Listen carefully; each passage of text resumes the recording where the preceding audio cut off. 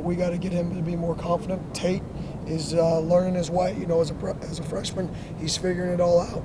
But I think he's doing a remarkable job figuring it out, and I think he's getting better every day. One thing I noticed is when there's a teachable moment, a lot of times there's several different coaches kind of coming in with different. How do you guys prepare for like what you're watching for at each drill? Like, who's looking for what on each drill? Well, we meet on it. We meet on every coach on our staff is responsible for a very specific detail in every single drill that we do. So each coach is watching something very specific. So the coaching points we're giving are not repetitive. There's something different that you saw based off of where your eyes should be. Very similar to how referees ref a game.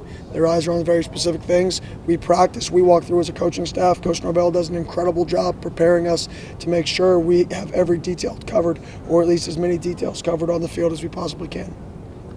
Coach, we saw a couple of young tight ends in there, boat right, and you're playing with Rector at tight end. What's your first thoughts on them? I mean, they're both players who are going to have to help us, and there's no learning curve for them. They're going to have to figure it out, and it's kind of trial by fire, which is great. We're a system that's going to use tight ends, and we're going to use them in a variety of ways. So I think I think they got better. I think you could see improvement. I think you could have today. I think you saw the wheels kind of turn at that position group. Was a position group I was very happy with today. As you put all of this stuff in the meeting rooms, are you happy with how they kind of put it into practice in the first 2 practices on the field? I mean, I'm never happy unless it's 100% right. So I do think our guys care. I do think they are trying to transition from the meeting room to the practice field, but we can be a lot better. I mean, we're day 2, and we look like day 2 right now. And that's not from a lack of effort, because we got to get better every day. And day 15, I hope I can say a different answer. Are they handling the high standard that you have for them well so far? Because I know that can kind of be tough as well. I think this team wants to be great. I think they want that standard for themselves. I think they want to be the very best we can be. So I think they look at it. Obviously, sometimes there's adversity, but it's not the adversity that you face that determines you. It's how you overcome that adversity and what your reaction is. So that's what we're trying to preach into these guys is when bad things happen, when you don't feel up to that intensity, to that standard, how do you respond? How do you convince yourself to still set yourself and hold yourself accountable to that standard? And that's what we're here for.